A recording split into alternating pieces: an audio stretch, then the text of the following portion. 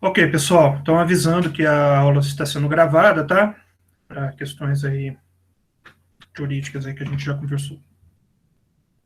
Bom, a questão das avaliações, depois eu vou mandar também por e-mail esse escrito, mas eu já falo de uma vez o que eu vou fazer, tá?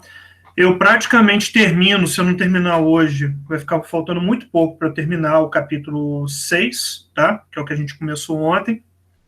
E a semana que vem, no dia 8, se eu não terminar hoje, na semana que vem, no dia 8, eu termino.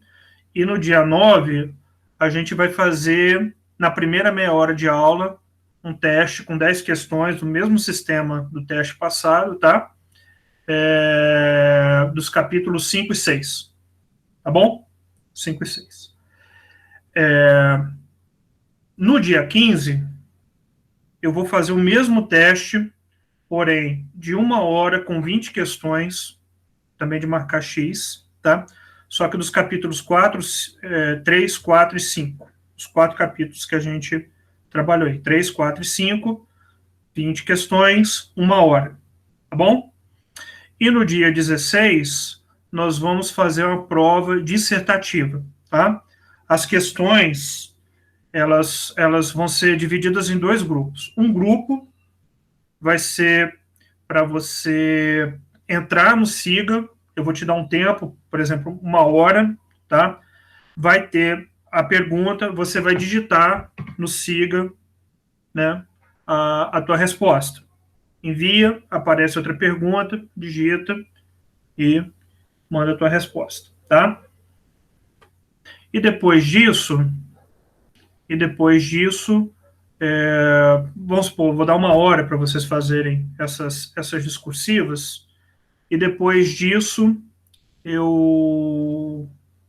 você vai ter 20 minutos para fazer mais uma questão sobre a forma de trabalho, em que você vai escrever essa questão, tirar uma foto para mim, né, fazer um print, utiliza um app aí de escaneamento, e vai enviar ela para mim como trabalho. Eu vou te dar um tempo não muito longo, de 20 minutos, para responder essa discursiva, tá? De tal modo aí que você vai responder para mim e vai. Por quê? Porque essa questão que eu vou dar, ela vai envolver gráfico, tá? Os gráficos aí que a gente tem feito. Então, você vai ter que fazer ela, né? Fazer o print, enviar ela para mim como um trabalho. Tá bom? Pelo próprio SIGA. Dentro do tempo que eu vou dar, você vai ter que fazer a questão aí na tua casa, tá? Tirar foto e enviar pelo SIGA. Tá bom, Pamela? Então são 3 trabalhos? Não entendi, professor. Não, bom, é avaliação, 3 avaliações. Uma avaliação semana que vem de meia hora, dos 2 últimos capítulos aí que a gente viu, 5 e 6. Na outra semana, na segunda, uma prova de marcar X de 1 hora com 20 questões. E na terça-feira, uma prova discursiva. Melhorou, Juliane? Melhorou. Aí você disse que uma é em grupo, né? Não, nada em grupo. Ah, tá. Então eu escutei errado, desculpa. Nada em grupo. Tudo individual.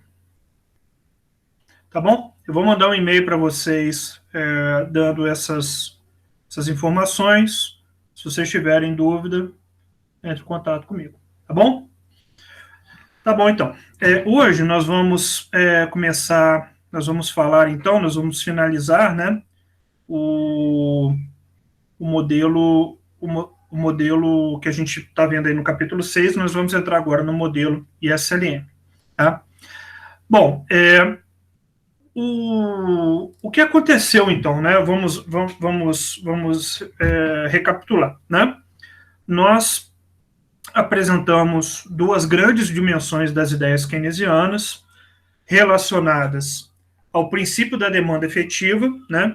Embora o livro não utilize esse termo princípio da demanda efetiva, ele é utilizado mais para os keynesianos, que eu estou chamando keynesianos raiz, né? Que fazem uma leitura diferente do Keynes, uma leitura mais raiz mesmo do livro da teoria geral, tá? que eu estou chamando nesse momento de keynesianos raiz. Então, nós apresentamos o princípio da demanda efetiva e o que nós ali discutimos juntos, né? Que o princípio da demanda efetiva, ele digamos assim, ele é uma grande crítica à lei de Sé, né? Lembrando que a lei de Sé defende que a oferta gera a sua própria demanda, ou seja, a decisão de produzir vai gerar condições para as pessoas demandarem, tá? Basicamente é isso. E o princípio da demanda efetiva, ele vai lá e altera essa lógica, tá? Ele vai alterar dizendo o seguinte, olha, não adianta você produzir se as pessoas não demandarem o que você está produzindo.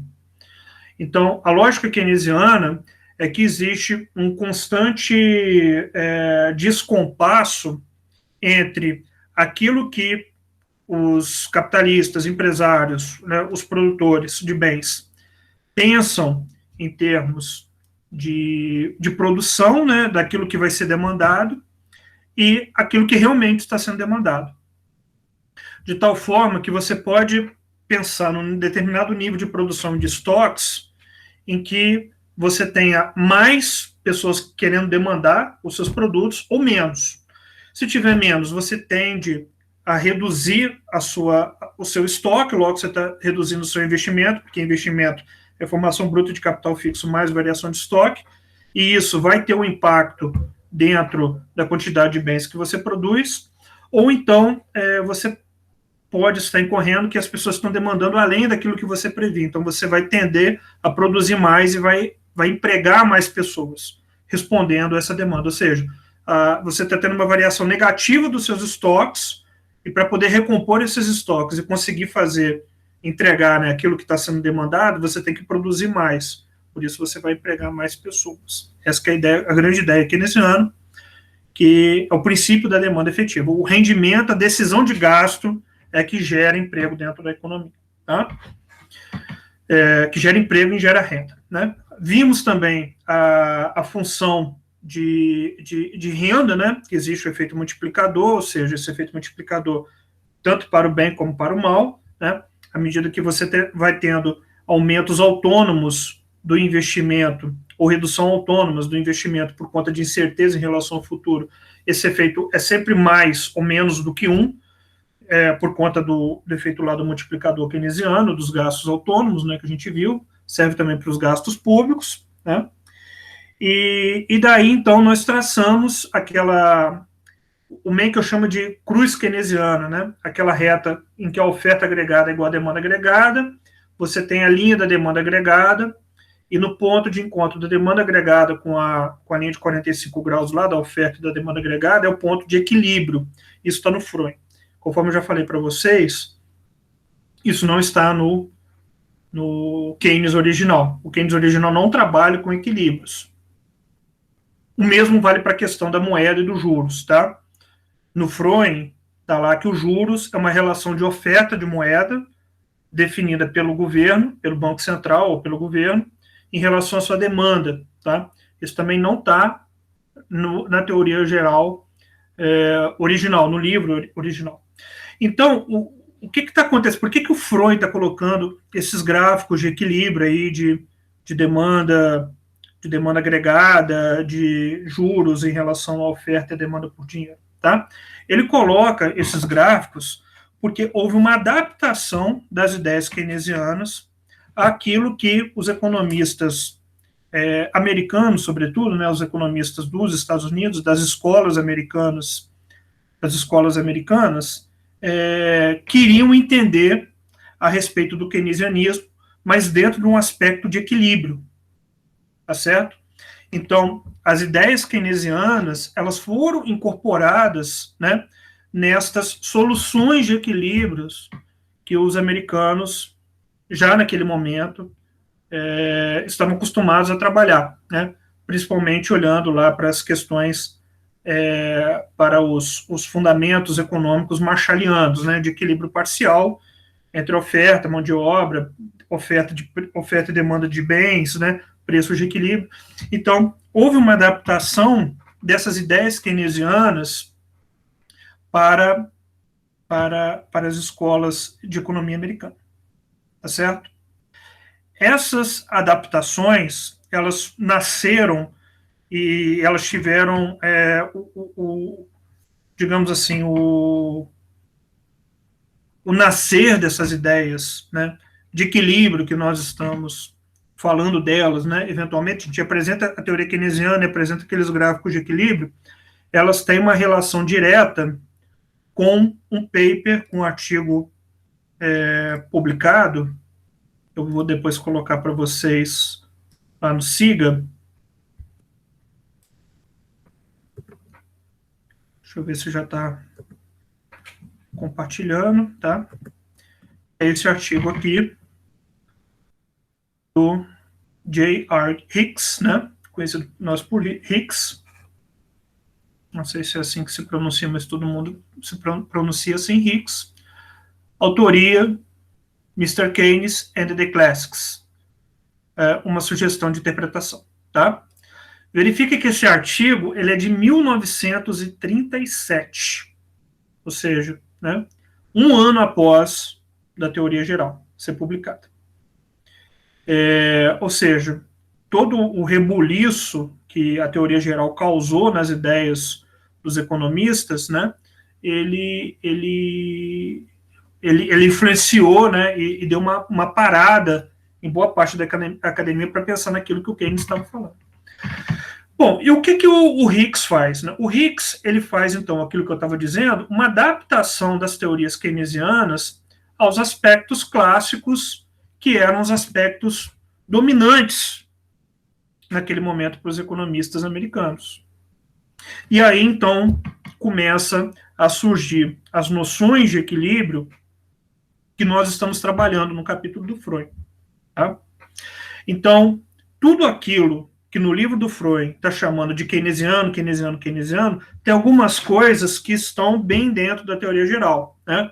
Por exemplo, a incerteza, as decisões baseadas nas expectativas em relação ao futuro, né?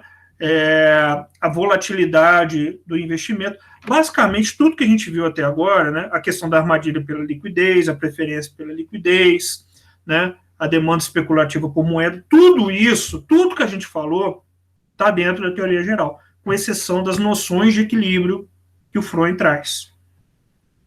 Bom, e essas noções de equilíbrio que o Freud traz, elas se tornaram o mainstream, então, da economia, a partir desse artigo do Hicks.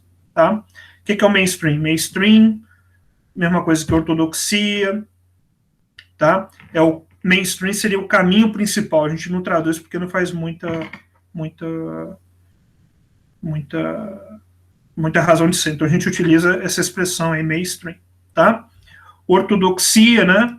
Orto é certo, doxia, eu não me lembro. Eu sei que orto é certo, doxia eu não me lembro o que significa, mas é isso aí, né? O caminho certo, alguma coisa do tipo, tal. Né?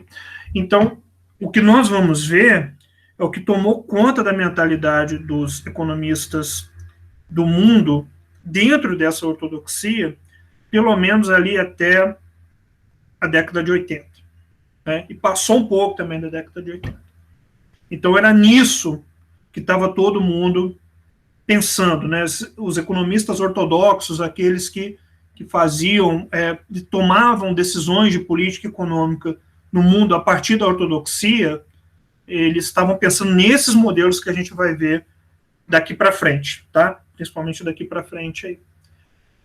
Tem as ideias keynesianas, mas eles foram adaptados para essas noções de equilíbrio que não estão na teoria geral, tá?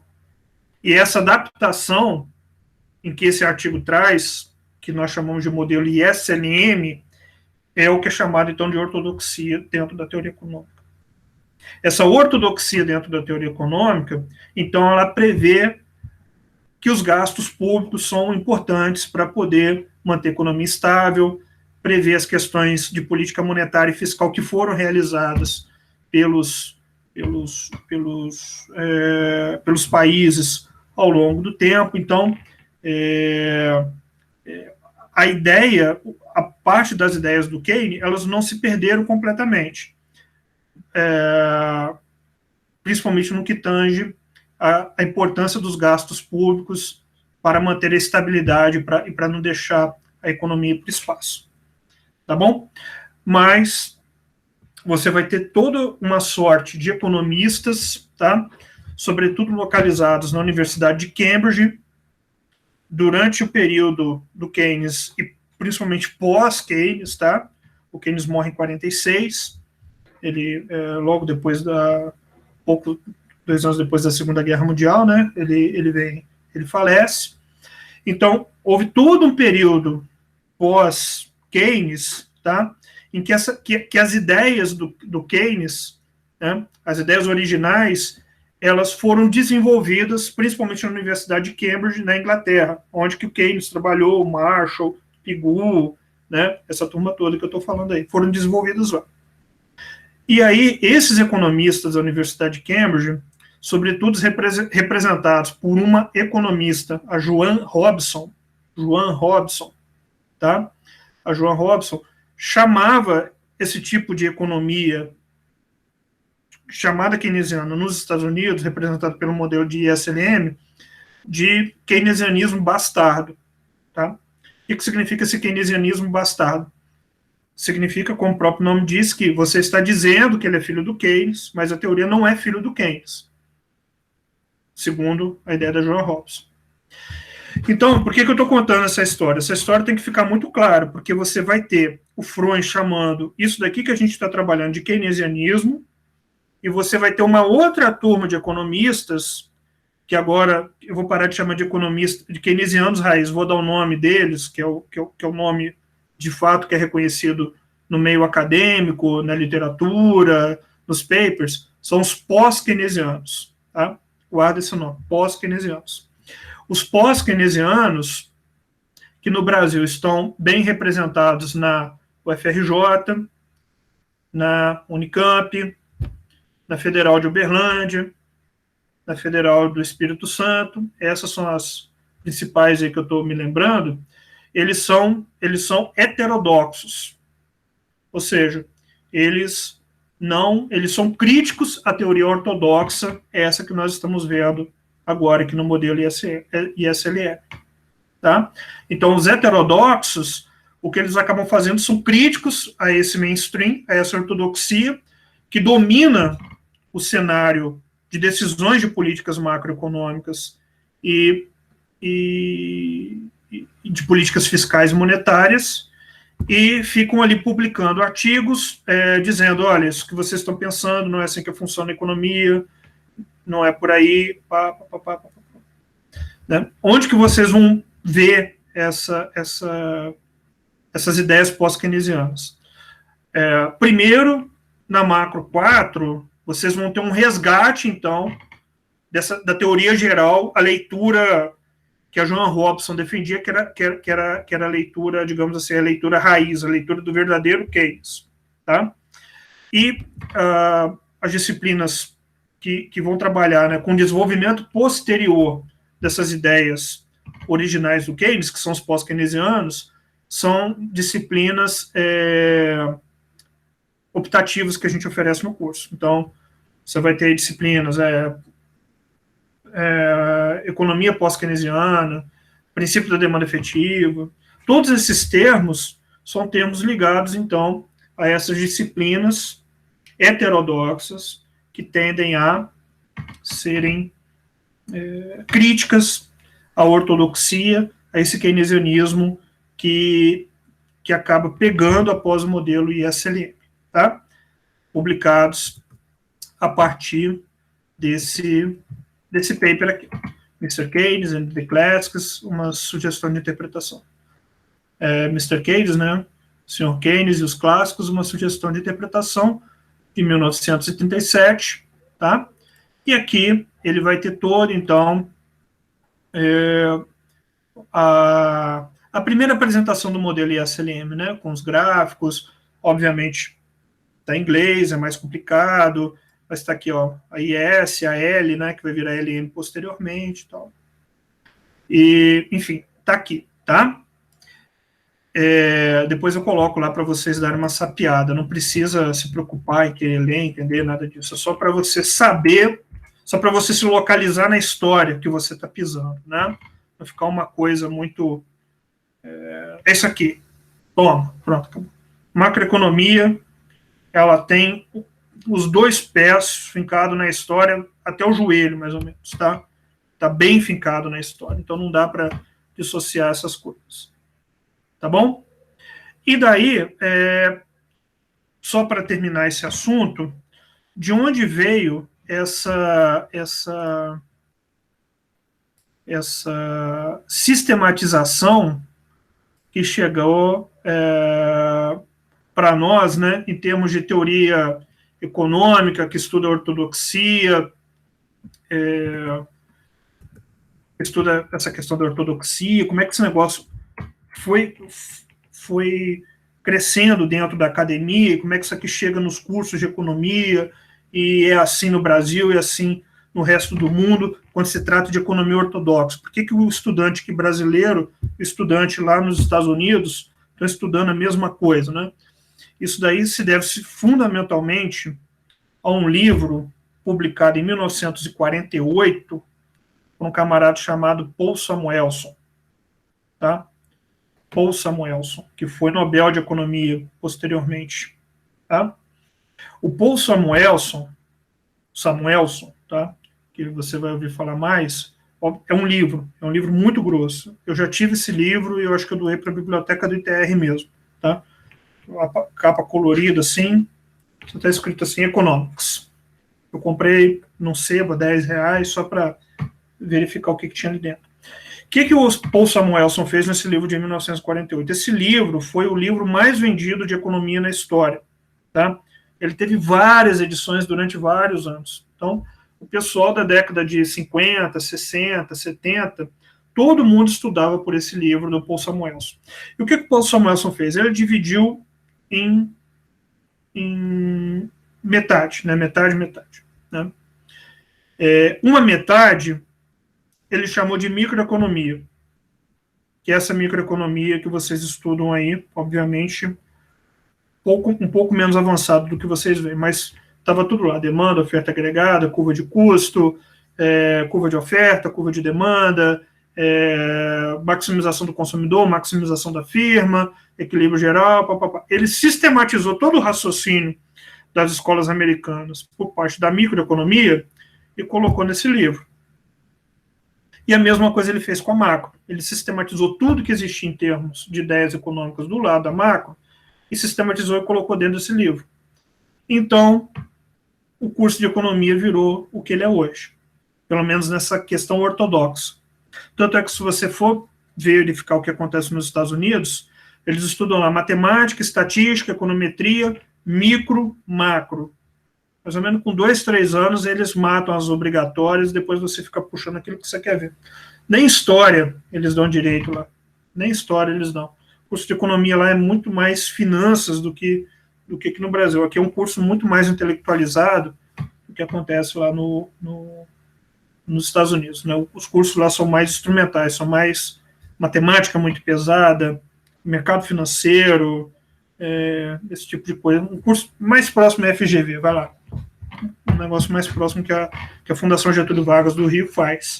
Né? E aqui no Brasil ele tomou outros caminhos aí que vocês vão entendendo ao longo que o curso de economia ele vai se abrindo para vocês, vai se demonstrando. Tá bom?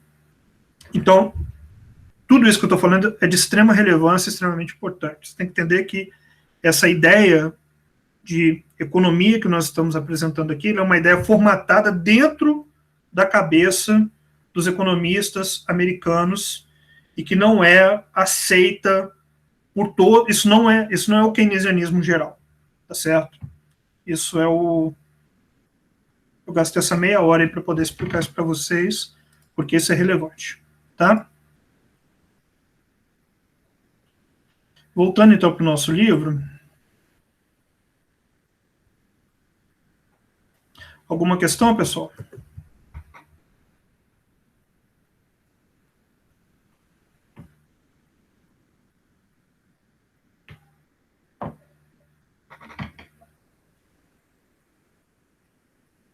Não? Então tá. Bom, voltando então para o nosso livro, sempre é bom ressaltar isso. Então, quando eu fiz aqui os slides, né, eu sempre chamei atenção. Em um sentido mais fundamental, a taxa de juros de equilíbrio é determinada por fatores que afetam a oferta e demanda por moeda. Cuidado, tá?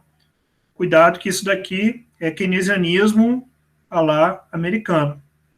Então, eu fiz questão aqui de chamar a atenção. Ó, essa visão keynesiana da determinação da taxa de juros, de novo, cuidado, tá?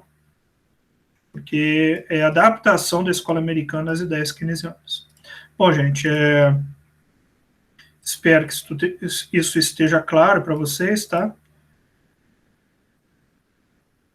Bom, então, o livro aqui entra no indo em frente, né? Então, esse indo em frente nada mais é do que agora aquilo que eu falei ontem antes de terminar a aula, né?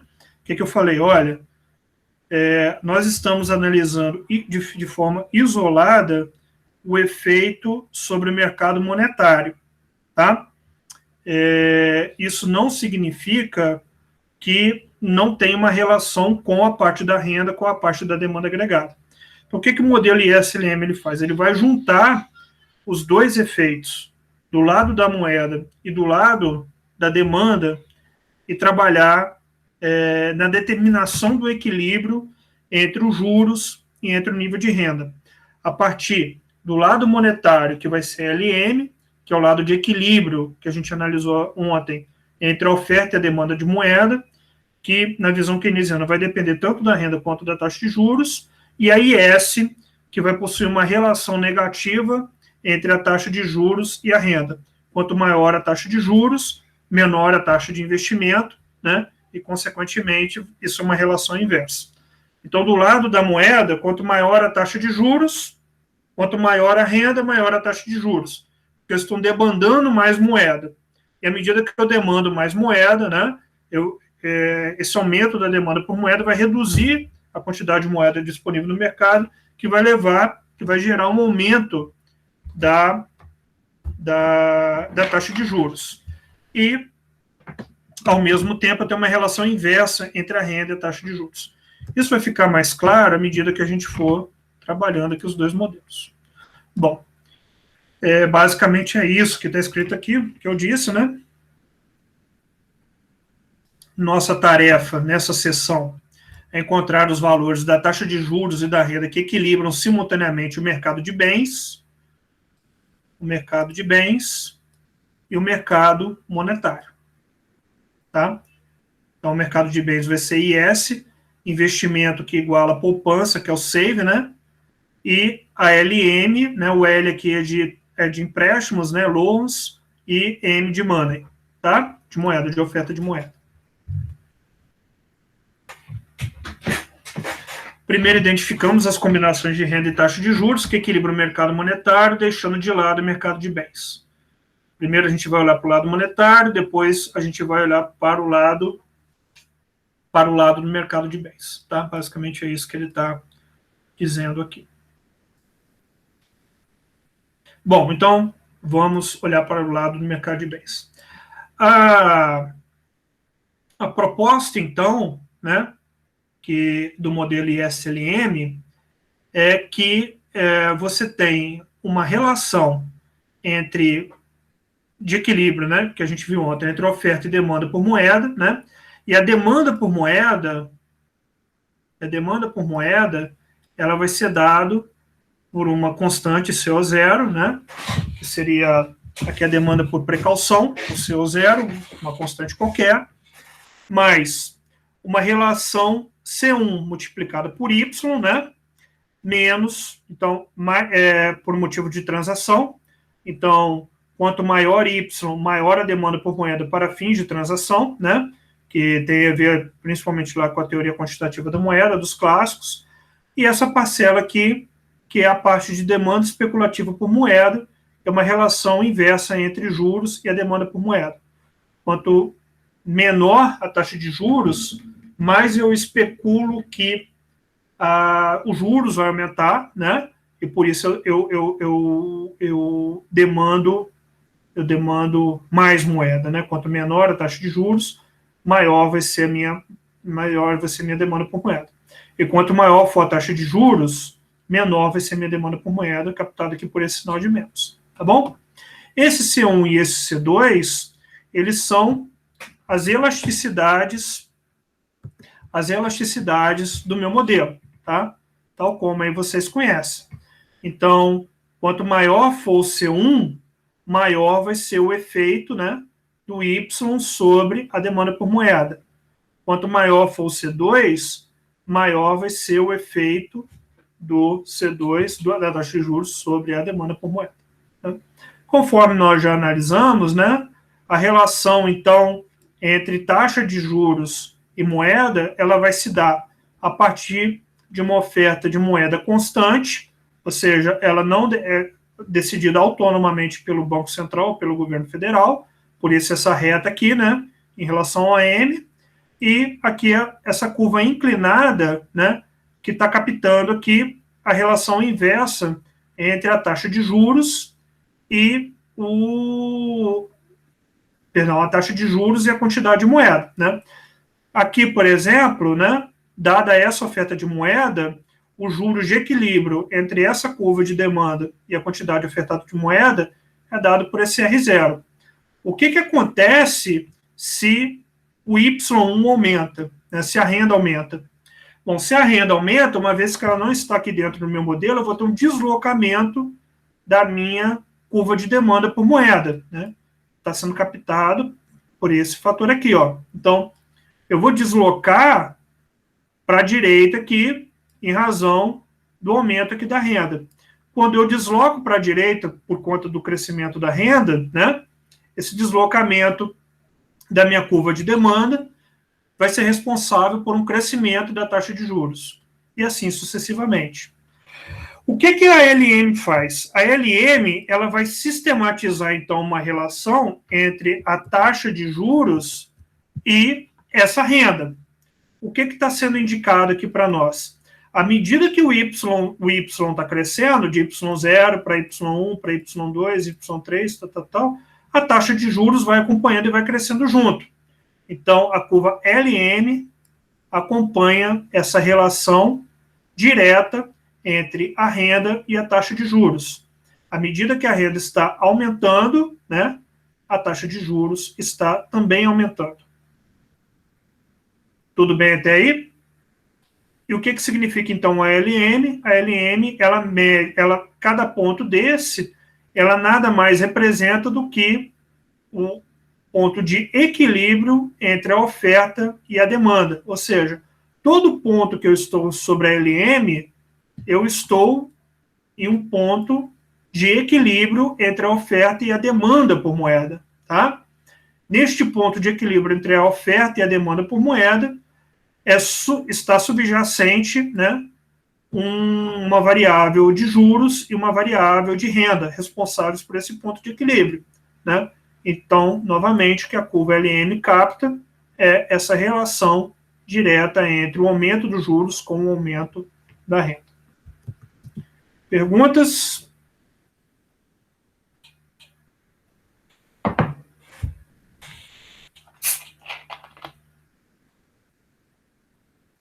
Não?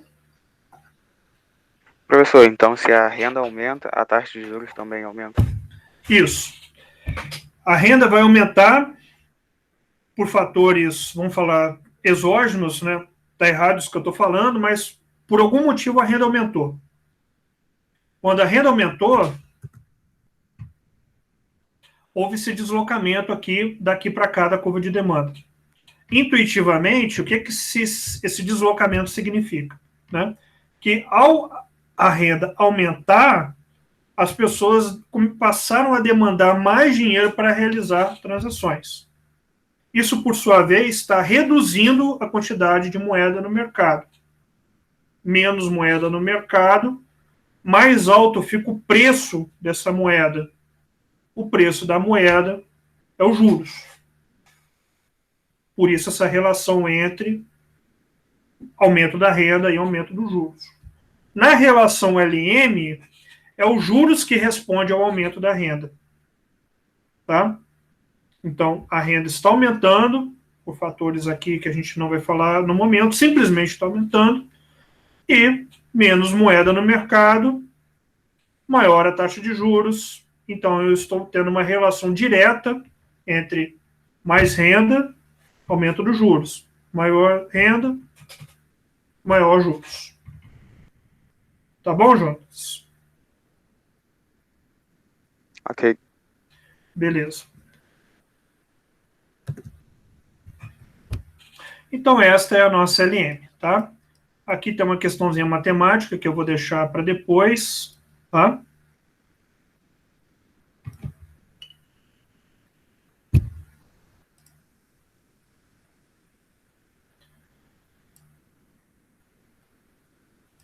E agora nós vamos falar dos fatores que determinam a inclinação da LM. Os fatores que determinam a inclinação da LM. Não, eu vou deixar isso para depois. Depois eu volto para a questão da inclinação. Vou falar dos fatores que deslocam a curva LM. Bom, o que vai deslocar a curva LM, tá? O que vai fazer essa curva LM ser deslocada para a direita ou para a esquerda?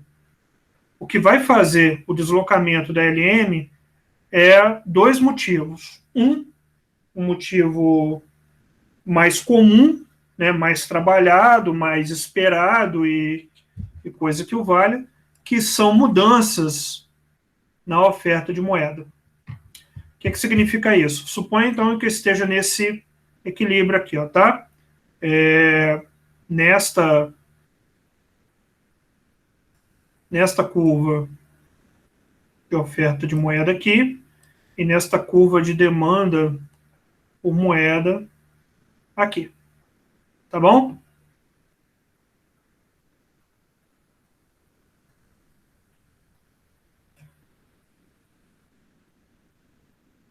Estou aqui, estou aqui.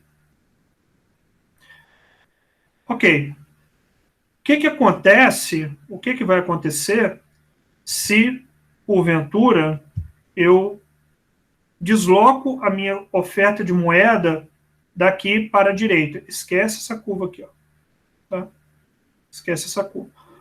O que acontece se eu desloco a minha oferta de moeda, se eu aumento a minha oferta de moeda daqui para cá? Eu estou aumentando a minha oferta de moeda. Né? Então, verifiquem que eu estou saindo deste ponto de equilíbrio aqui, eu estou saindo deste ponto de equilíbrio aqui para este novo ponto de equilíbrio aqui. Tá?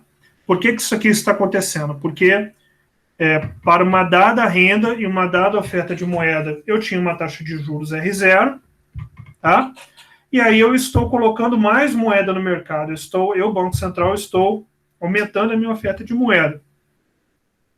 Tá? Ora, se a taxa de juros ela é o encontro entre a oferta de moeda e a demanda por moeda, no momento que eu aumento a oferta dessa moeda, tá?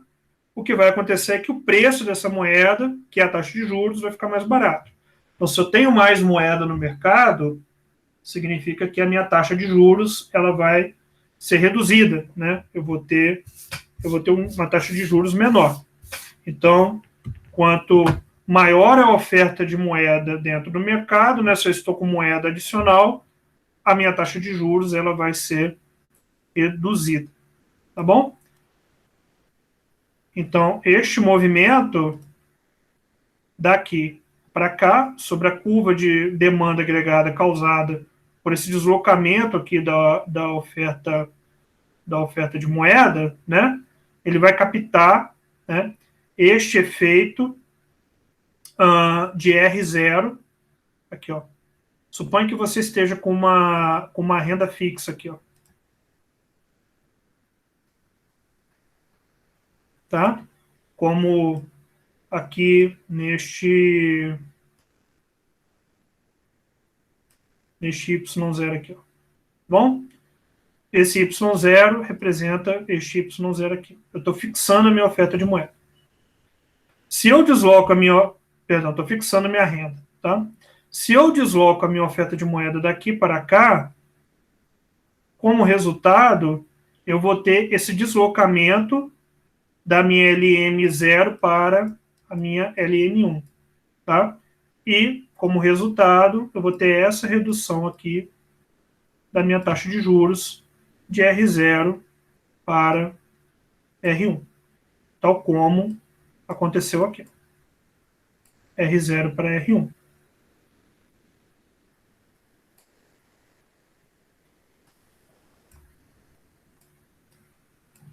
Tá? Tudo bem, gente? Então, quando eu tenho um deslocamento da oferta de moeda, eu vou ter um deslocamento. Quando eu desloco a oferta de moeda, quando eu aumento a oferta de moeda, eu tenho esse efeito aqui de deslocamento da demanda de moeda aqui para o lado direito. Como resultado, para o mesmo nível de renda, eu tenho uma redução da taxa de juros. E o que acontece se nessa nova oferta de moeda, nessa demanda, a renda aumenta? Bom, aí o que você teria nesse caso aqui, né, se a renda aumentar de Y0 para Y1, você simplesmente voltaria aqui para o ponto C. Então, aqui tem várias possibilidades, né? Uma possibilidade é essa. Eu estou aqui nessa curva de demanda agregada, nessa oferta, eu aumento a oferta de moeda, eu tenho essa redução aqui do R1. Agora, o que acontece se eu aumento a oferta de moeda e aumento o Y1 ao mesmo tempo? Não vai mudar minha taxa de juros, né? Porque eu mudei minha oferta de moeda, aumentei daqui para cá, a renda aumentou, eu tive esse deslocamento aqui da renda, então, esse deslocamento da LM aqui, né, com esse nível aqui de renda, eu estou na minha mesma taxa de juros anterior, tá? Bom, um outro motivo mais comum para o deslocamento da LM, que quase nunca aparece, tá? É um deslocamento na demanda por moeda de uma forma autônoma, causada por uma perda de confiança na moeda. Onde é que está escrito isso?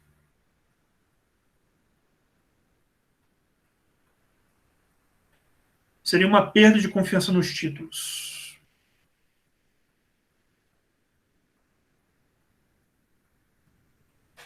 Então, suponha, né, perda de confiança na moeda, que eu falei não, tá? Perda de confiança nos títulos. Suponha, então, que você esteja numa situação em que as pessoas parassem de acreditar que o governo ia pagar o valor dos títulos que ele estava prometendo, que ele ia dar um calote na dívida pública. Então, de uma forma completamente autônoma, sem relação com nenhuma das variáveis que nós temos aqui, as pessoas passariam a demandar por mais moeda. Teria esse deslocamento autônomo aqui na demanda por moeda, sem que o Y ele tivesse alguma variação. Eu estou no mesmo Y0 aqui. Tá? Então, no mesmo Y, na mesma renda, que é o que está aqui, ó, eu teria um crescimento da taxa de juros. Então, eu teria um deslocamento da demanda. Esse deslocamento da demanda por moeda, ele faria com que eu tivesse um deslocamento da minha LM para a esquerda, para poder representar esse efeito aqui que eu estou verificando, né? Um aumento autônomo na taxa de juros causado por um aumento na demanda por moeda em razão de uma desconfiança da capacidade de solvência do governo no pagamento dos seus títulos, por exemplo. Tá?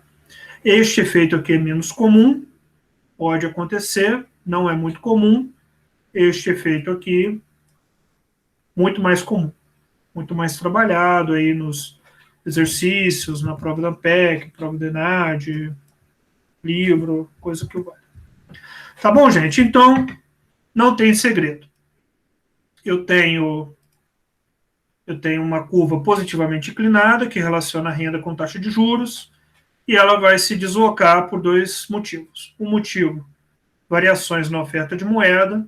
Outro motivo, perda na confiança nos títulos públicos, tá? Por exemplo. Então, essa daqui é a curva LM. Então, eu resumi aqui agora.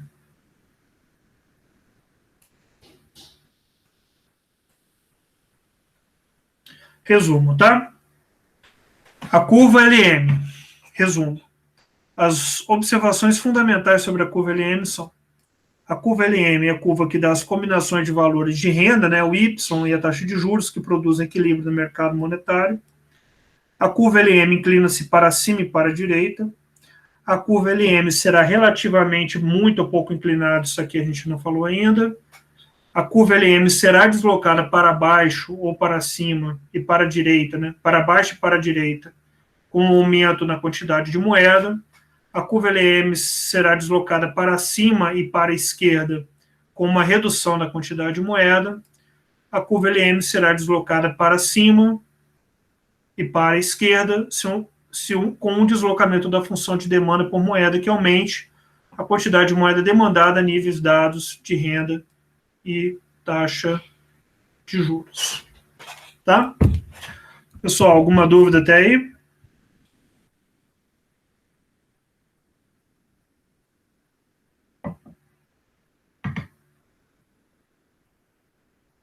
Tranquilo? Tranquilo. Muito bem. Vamos, então, falar agora da outra curva, que é a curva IS.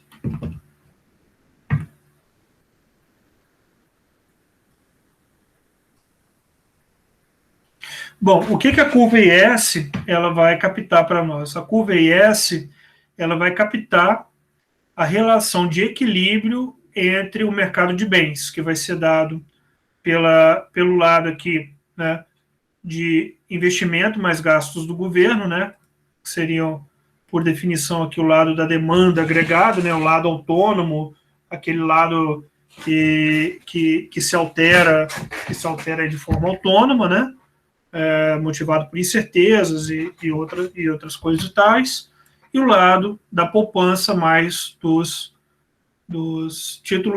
tributos, perdão, né? Então, em equilíbrio, investimento mais gasto público tem que ser igual a poupança mais tributação, né? Se você tem gasto público maior do que tributos, significa que você está, né, tomando o dinheiro emprestado aqui da poupança da sociedade, né, para poder cobrir esse déficit aí orçamentário do governo, sobretudo o governo federal, tá? Bom, então como é que vai se dar a formação da curva IS, né? Suponha, então, aqui que você tem uma relação entre taxa de juros e investimento, né, uma relação inversa. Essa relação inversa acontece pelos motivos que nós já falamos, né? Quanto menor é a taxa de juros, menor tem que ser o investimento que você julga ser, né? Menor tem que ser a rentabilidade desse investimento para que você o faça. Então, uma taxa de juros baixinho, já falamos bastante sobre isso, ontem, semana passada, uma taxa de juros baixinho significa que que investimentos, né? Investimentos que apresentem algum grau de rentabilidade serão viáveis de serem realizados. À medida que você está aumentando a taxa de juros da economia, né, você está reduzindo a quantidade de investimentos realizados, porque agora o investimento ele tem que ter uma rentabilidade cada vez maior para poder ser realizado. Então, o nível de investimentos ele vai se tornar relativamente menor para a taxa de juros mais altas. Tá bom? Ao mesmo tempo, nós sabemos que existe uma relação direta entre renda e investimento, né, e poupança. Por quê? Porque quanto maior é a renda, maior é a poupança, e quanto maior é a poupança, maior tende a ser o nível de investimento. Tá? Então, eu estou com essa informação aqui, estou com essa informação aqui. Tá certo? Bom, se quanto maior é a taxa de juros, menor é o investimento, então, quanto menor for o investimento, menor vai ser a renda, porque o investimento é uma variável determinante para o nível de renda da minha economia, tá? Investimento autônomo, né? A parte autônoma do investimento, perdão, a parte do investimento que está relacionado com a taxa de juros, né? A parte autônoma não. É a parte do investimento que está relacionado com a taxa de juros da minha economia. Maior juros, menor investimento, menor renda. Então, esta associação entre juros, que reduz investimento, que vai reduzir a renda, ela vai ser traduzida diretamente entre juros e renda, né? A curva IS, ela é o nível de equilíbrio entre investimento e poupança, tá? Então, cada ponto aqui, C, B e A, ele reflete esses equilíbrios aqui, né, entre investimento e poupança, tá bom? Por isso, essa relação inversa. Se eu aumento a taxa de juros, reduzo o investimento, que vai estar reduzindo a minha renda na economia. Então, a relação IS ela vai ficar inversa. Beleza? Bom, então, tudo aquilo que está captado aqui no meu modelo, ou seja, investimento, juros e renda, está dentro do meu gráfico. Tudo aquilo que não está dentro do meu gráfico, ele vai deslocar essa IS. Por exemplo, governo, gastos governamentais, está dentro do meu gráfico da IS aqui, minha curva IS? Não está. Então, o que acontece se eu aumento o gasto público? Bom, se eu aumento o gasto público, né, que é um gasto autônomo, eu vou ter um efeito de crescimento aqui da renda. Então, isso vai deslocar para a direita a minha IS. Se eu tiver uma redução autônoma no investimento, que não esteja relacionado com juros, por exemplo, as pessoas ficam pessimistas em relação ao futuro e reduzem autonomamente a taxa de investimentos. Independente da taxa de juros, eu vou ter aqui um deslocamento para a esquerda da minha IS, tá? Ou seja, na mesma taxa de juros, eu vou ter uma renda menor.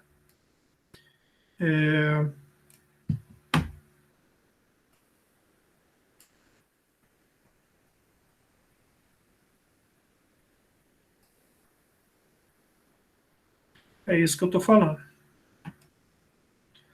Então, fatores que vão deslocar a curva IS, tá? Uma mudança nos níveis governamentais G, ou no nível de impostos, perturbará a posição inicial do equilíbrio do mercado de bens. Isto significa um deslocamento da curva IS. Além disso, uma mudança no investimento autônomo, que desloca a função investimento, deslocará também a curva IS. Note-se que, em geral, os fatores que deslocam a curva IS são aqueles que determinam os gastos autônomos, tá? Do modelo keynesiano simples. Tá bom? Aqui está falando da inclinação. E aqui é o resumo. Bom, só para deixar, então, eu não sei se eu esqueci de copiar o gráfico do livro aqui, ou se ele simplesmente não fala mesmo. Eu esqueci de copiar. Eu acho que eu esqueci.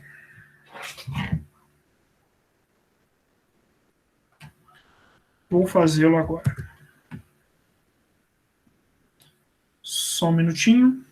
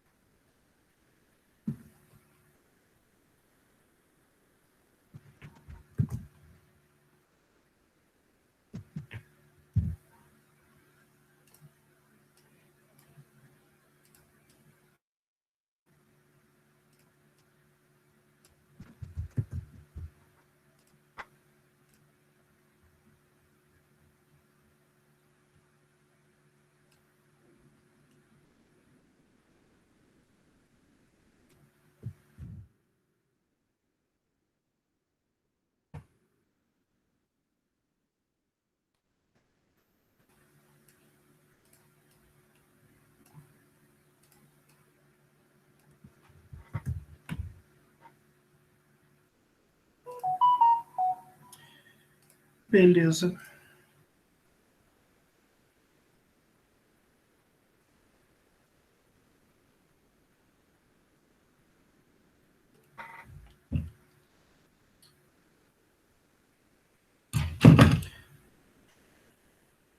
Então tá. Então, deslocamento da curva IS, tá?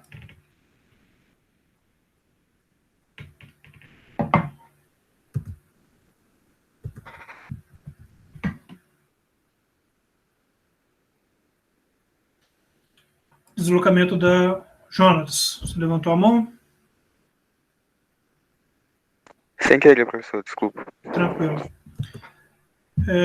Bom, então deslocamentos da curva IS. Do lado aqui, então, da demanda agregada, né, eu tenho uma relação inversa aqui entre a taxa de juros e o investimento, tá? Então, suponha que eu tenha aqui um crescimento dos gastos governamentais, né, de G0 para G1. Isso vai ser responsável por esse deslocamento aqui da curva de demanda agregada aqui da minha economia, tá? Que é o nível de demanda agregada, né? E isso daqui como resultado para o mesmo nível, né? Suponha que então para este nível aqui R0, né? Para este mesmo nível R0, eu estou aumentando a minha renda, né? Uma vez que eu estou aumentando a minha demanda agregada de Y0 para Y1, tá? E aí, como resultado, eu tenho isso daqui, ó. Para este nível R0, né, eu estou aumentando o meu Y, de Y0 para Y1, sem alterar a minha taxa de juros, que configura aqui esse crescimento aqui desse deslocamento da minha IS, tá bom? Esse deslocamento aqui da minha IS acontece por quê? Porque houve uma mudança do lado da minha demanda agregada, que não tem relação direta com os juros, que não altera os juros da minha economia, que aumenta a minha demanda agregada, que aumenta a minha renda, sem alterar os juros de novo. Então, uma vez que os juros não é alterado, apenas a renda alterada, isso aqui vai gerar uma relação, então, vai deslocar, né, minha curva IS aqui para a esquerda e para a direita. Do lado do aumento de impostos, acontece o contrário, né? Eu estou sobre essa curva aqui, eu aumento o meu nível de impostos de T1, de T0 para T1, isso aqui vai reduzir a minha renda disponível, tá? Em termos de consumo, então eu vou passar a consumir menos, isso vai afetar negativamente aqui a minha renda de Y0 para Y1, tá? E uma vez que afeta a minha renda de Y0 para Y1 sem alterar a taxa de juros, né, porque nada aqui em termos de juros foi alterado, então eu vou deslocar minha IS de S0 para IS1. Tá? Bom, de novo, qualquer fator que desloque a minha curva de demanda agregada que não tenha efeito relação com R, vai deslocar minha IS. Então eu só vou ficar dentro da minha curva IS quando eu tenho fatores que estão movimentando ao mesmo tempo tanto os juros quanto a renda. Se tem alguma coisa que afeta a renda e não está afetando os juros, vai acontecer um deslocamento na minha IS, tá? Na minha IS. Tá bom? E aí, então, o fundamental nessa análise toda é você colocar no mesmo local as duas curvas, né? Bom, aqui tem a questão do resumo, né? Curva IS inclina-se para baixo, para a direita. Isso é negativa, né? Negativamente inclinada. A curva IS será relativamente ou pouco inclinada, isso aqui a gente não falou, né? Vai falar daqui a pouco. A curva IS será deslocada para a direita, né? Ou direita quando houver um aumento dos gastos governamentais. A curva IS será deslocada para a esquerda quando os impostos aumentarem, foi o que a gente falou. o aumento autônomo dos gastos com investimento deslocará IS para a direita, tá? Ou um declínio a deslocar para a esquerda. E aí, o principal dessa análise, né, é você colocar as duas no mesmo ambiente. Então, eu tenho a curva do lado monetário e tenho a curva do equilíbrio do mercado de bens. Essa aqui é a curva do equilíbrio do lado monetário, essa aqui é a curva do equilíbrio do mercado de bens. Então, qualquer fator que desloque algo no mercado de bens, que seja responsável, vai ter um efeito aqui sobre o mercado de bens. Então, mudanças no mercado monetário, ou seja, política monetária, tem um efeito sobre o mercado de bens. Mudanças no mercado de bens, ou seja, da demanda agregada, tem um efeito sobre o mercado monetário. Tá? Deixa eu desenhar um pouco, então, algumas coisas aqui para vocês, de tal forma que esclareça, que vocês possam aí pensar também em termos de exercício, né?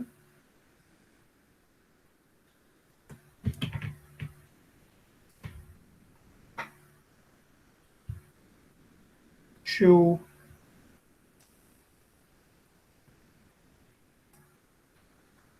mudar um pouco.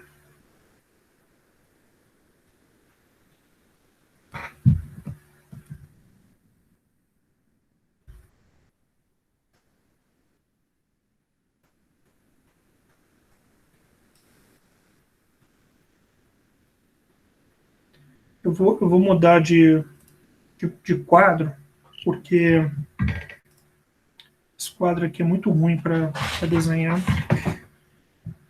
Um outro é melhor. Bom, vamos dar umas analisadas aqui, então, antes da gente falar de inclinação. Tá? Vou parar de apresentar aqui e vou passar a apresentar aqui. Então, como nós vimos,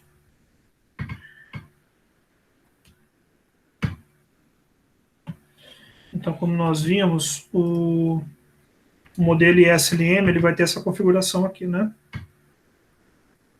Isso era para ser uma reta.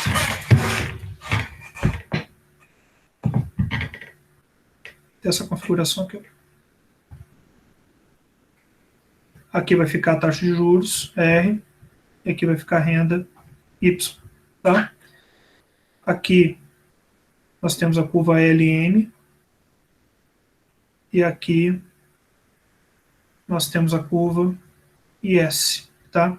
E isso daqui, então, vai ser um equilíbrio entre a taxa de juros R0 e um determinado nível de renda. Então, qual que é a história aqui? O mercado monetário de equilíbrio se equilibra com o mercado de bens IS.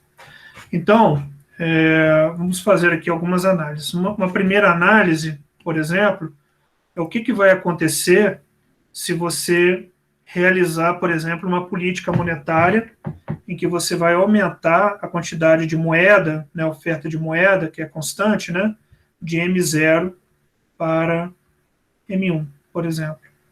De tal modo aqui que o M1 ele é maior do que o M0.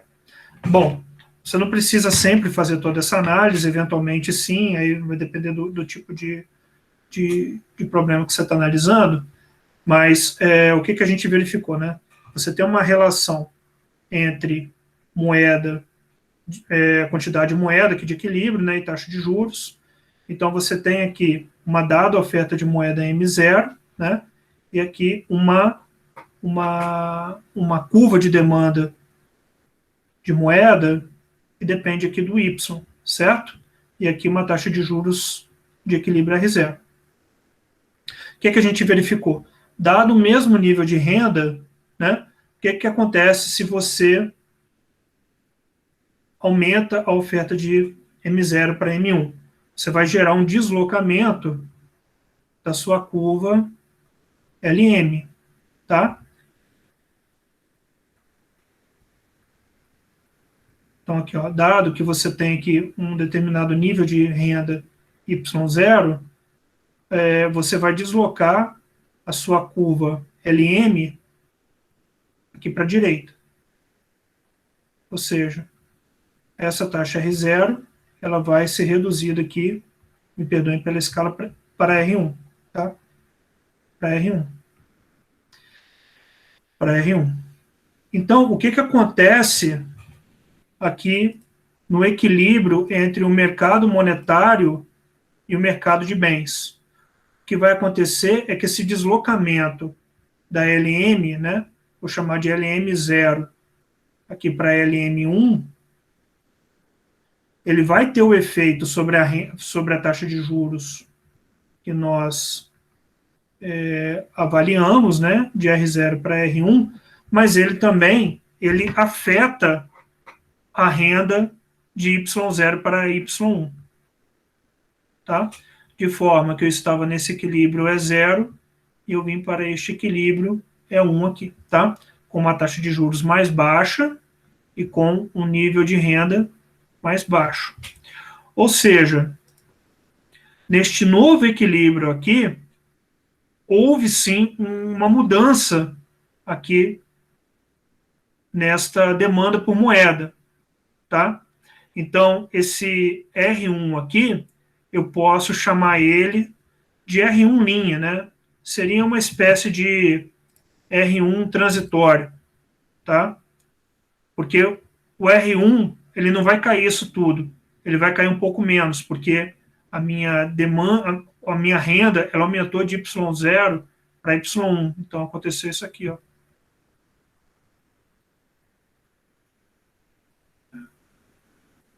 É assim.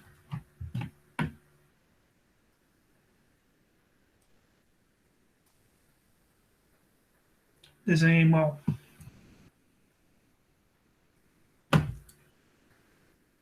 Meu R1 ele vai estar por aqui assim, ó.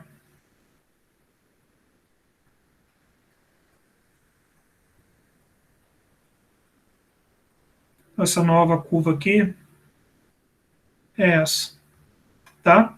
O mesmo... Bom, então isso daqui já foi para o espaço, né? Isso aqui é só para mesmo para exemplificar.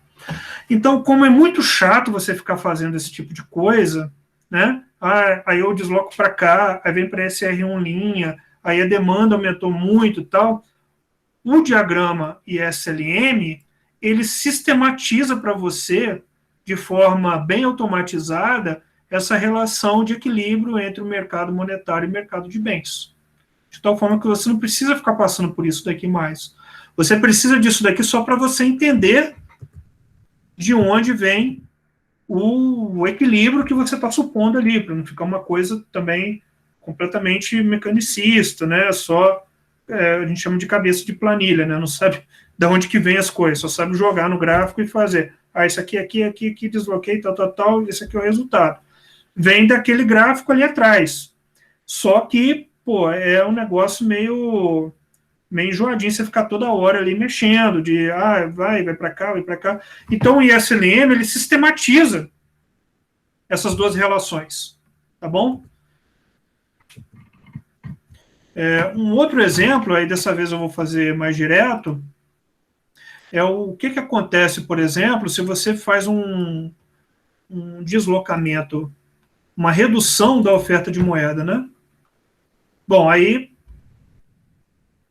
uma vez que você deslocando para cá, você desloca LM para a direita, né? Igual a gente fez aqui, ó. Uma vez que o aumento da oferta de moeda ele reduz a taxa de juros no mercado monetário de forma autônoma, né? E aí depois, com a interseção no mercado de bens, essa redução dos juros vai afetar o nível de renda. Se você reduz a oferta de moeda, o efeito vai ser inverso. Ou seja,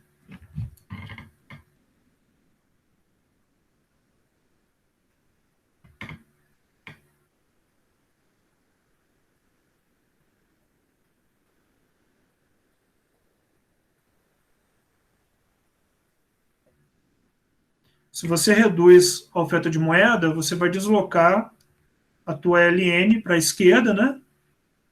Espero que esteja claro aí para todo mundo por quê. E aí você vai sair de um nível de equilíbrio que você estava aqui, Y0 para R0, para um novo nível de equilíbrio com um Y1, uma renda menor e uma taxa de juros maior. Você estava aqui em E0 e você foi para cá em E1. Tá?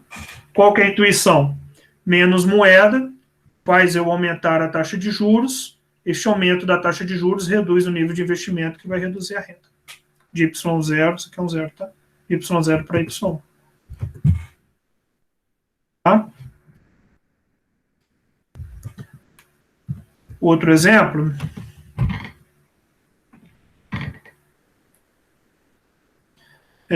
Agora vamos deslocar a curva. Fechando a curva S. Tá?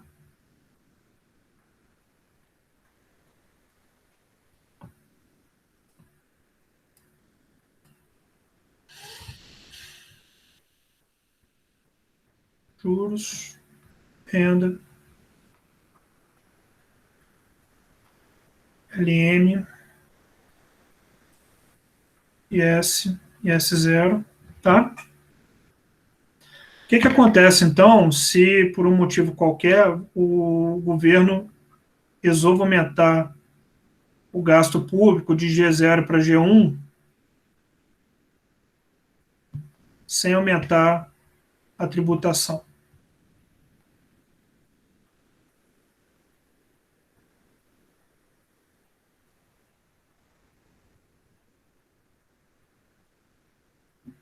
Estou aumentando, então, de G0 para G1, né?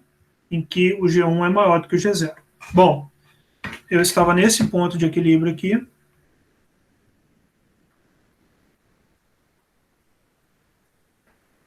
E em que o gasto público estava em G0, eu desloquei essa curva IS aqui, aumentando o gasto público, e G0 para G1, tá?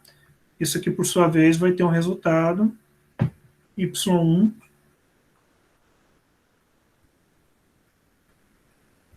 e R1.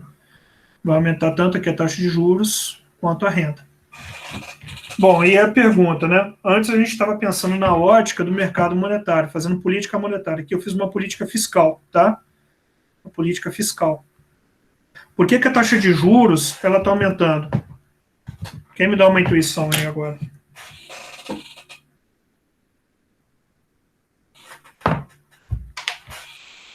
Alguém liga o microfone aí e me fala.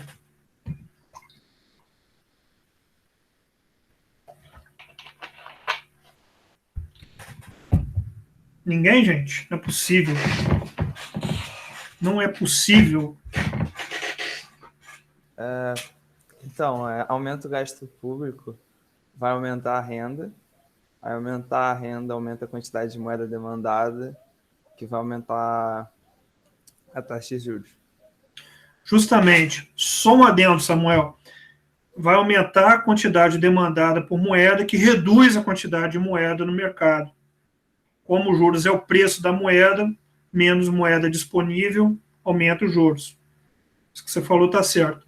Só estou dando esse adendo para deixar a construção completa dentro da cabeça de vocês do que acontece dentro da ideia do modelo ISLM, mas falou muito bem, tá? É isso aí.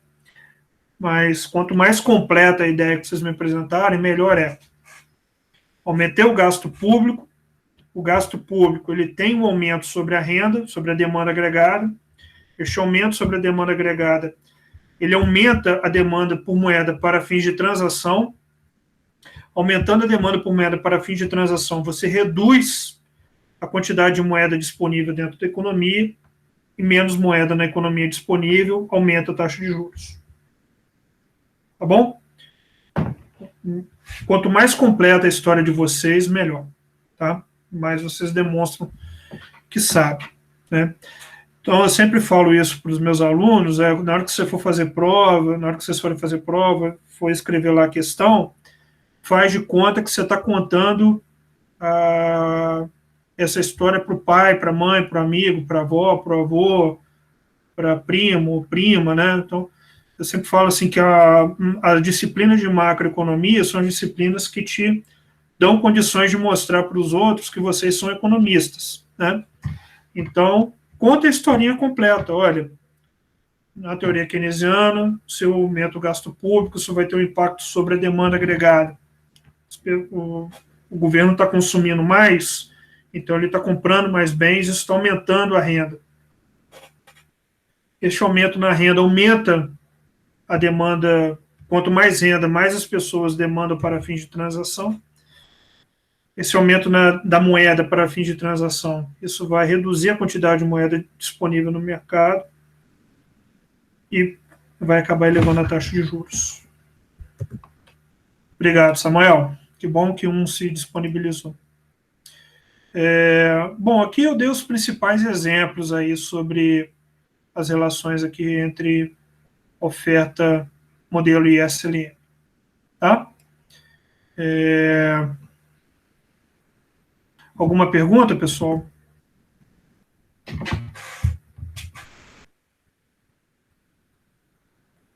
Alguma questão? Professor, Pode falar. e se o governo aumentasse o gasto público e também aumentasse os impostos, o efeito seria nulo? Aí depende. Eu falei isso quando eu falei da demanda agregada, não sei se você vai lembrar. Se eu aumento o gasto público e o imposto na mesma proporção, o efeito é de 1. Eu não tenho o efeito multiplicador. Então, eu vou deslocar a minha IS numa proporção de 1. Tá? Sem o efeito multiplicador. Então, se o gasto público foi de 100 e ele cobrou 100 de imposto, o deslocamento da demanda agregada vai ser de 100. Agora, se ele aumenta o gasto público e não aumenta a tributação, aí o efeito de deslocamento vai ser esse 100 dividido por 1 menos a propensão marginal a consumir, que é o B, que é o efeito multiplicador. Então, repetindo, se eu aumento o gasto público e a tributação na mesma proporção, eu não tenho o efeito multiplicador dos gastos autônomos. Eu fiz essa provinha para vocês, até que cai assim, 1 menos B dividido por 1 menos B, corta, dá 1. Agora, se ele aumenta o gasto público, se eu aumentar o tributo, vai ser esse valor que eu estou chutando aqui, 100, multiplicado pelo multiplicador do gasto público, que é 1 dividido por 1 menos B. Respondido, Samuel? Sim, obrigado. Agora, o que você pode pensar e analisar é o seguinte, professor, o que acontece se o governo ele faz uma política de aumento do gasto público e ele, ao mesmo tempo, expande a oferta de moeda? É algo a se analisar.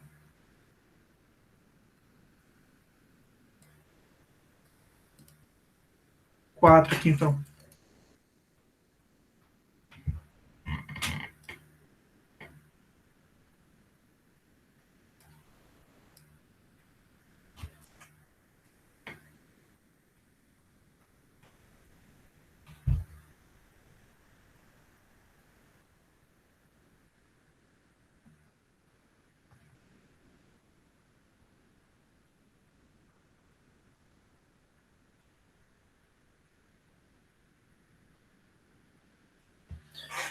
Então, eu vou, ao mesmo tempo, eu estava aqui nesse equilíbrio, né? Y0, R0. E, ao mesmo tempo, eu vou aumentar o gasto público de G0 para G1.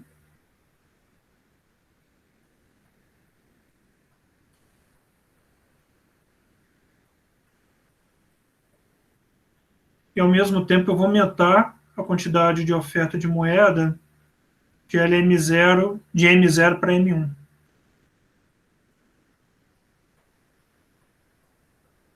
Tá?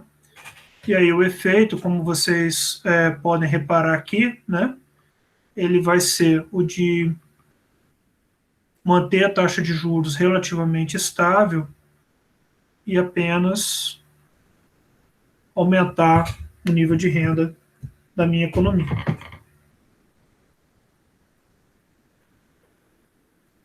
E aí você pode pensar em outra possibilidade. O que acontece se eu aumento o gasto público e faço uma política monetária restritiva? Reduzo a minha quantidade de moeda ofertada. Aí o efeito vai ser o inverso. Eu vou manter o mesmo nível de renda ali em Y0 e só aumentar a taxa de juros. Tá? E aí a questão sempre é me explicar intuitivamente por que isso está acontecendo, né? Por que se eu aumento o gasto público junto com a oferta de moeda, os juros não mudam e o nível de renda aumenta, e por que se eu aumento o gasto público e reduzo a oferta de moeda, eu não tenho efeito nenhum sobre isso aqui que eu estou falando, ó. São 5 agora aqui, ó.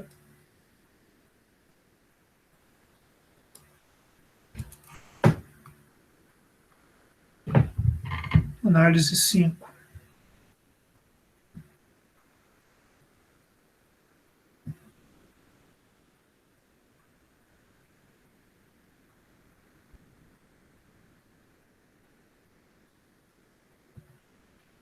Então, eu vou fazer de G0 para G1. E eu vou agora, bom, estava aqui, né?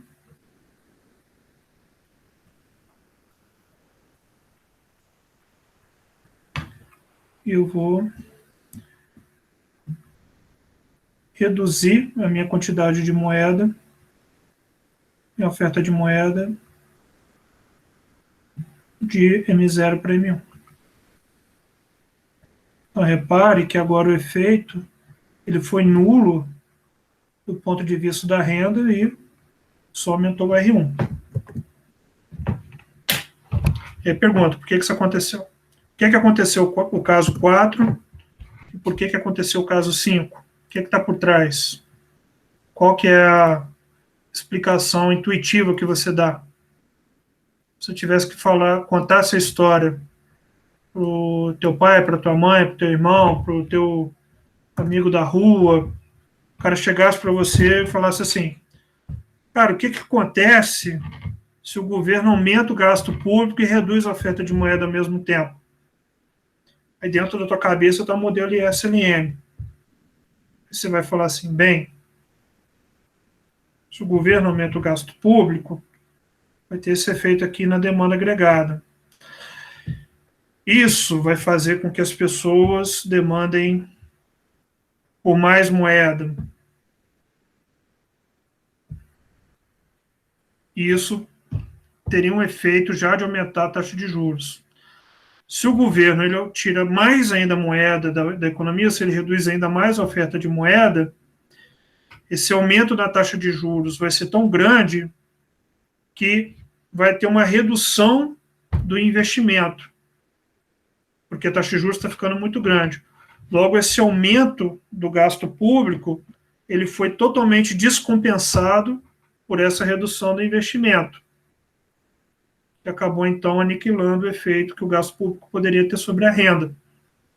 E aí o efeito na renda foi o mesmo, só aumentou a taxa de juros. Alguém foi meio por aí, né? Ou a política fiscal não era para ter sido expansionista, não era para ter expandido o lado fiscal, ou o Banco Central não era para ter reduzido a oferta de moeda, né? Para ter aumentado a taxa de juros. Então, ou seja, a política fiscal e a política monetária aí estão completamente desalinhadas, né? Não está tendo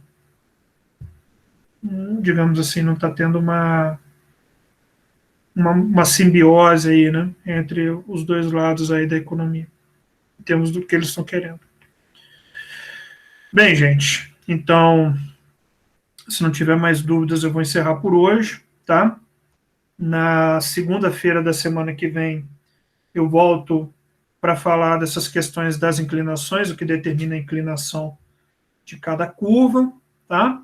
E SLM, então, dependendo do grau de inclinação, isso vai ter um impacto direto no efeito da política, né? A gente acabou de discutir um pouco aí acerca do efeito da política dependendo da magnitude da política fiscal e da política monetária, né? Se elas não estão muito alinhadas, se elas estão desalinhadas, isso pode ter um efeito deletério sobre a renda, isso aumentar os juros da economia, enfim, né?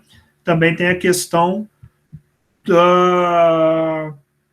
das inclinações da curva IS e da curva LN. Tá bom? Então, dependendo das inclinações, esse efeito sobre a política também vai ser alterado. Então, na semana que vem, a gente volta sobre este assunto e eu vou interromper a gravação agora.